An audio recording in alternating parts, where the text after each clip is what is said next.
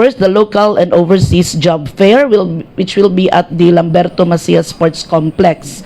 And this will start at 8 o'clock in the morning, but we are expecting our job seekers to be there earlier. Bilang ang PESO is, ang core function niya is employment facilitation. So kami magdala sa jobs fair on May 1. We have invited 25 local employers and 5 overseas employers. As of yesterday, naanay mga vacancies nga na-submit sa different employers.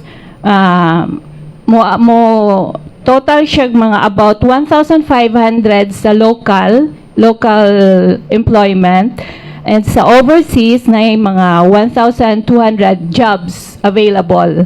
Daghan diri ang sa customer service representatives gyud sa local.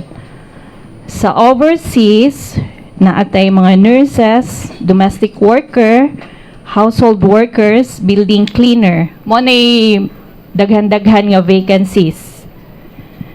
Ang sunod sa customer service representatives, operation team leader, katumaning sa kuan go sa mga BPOs, mo na sila daghang kuan mga vacancies as of karon.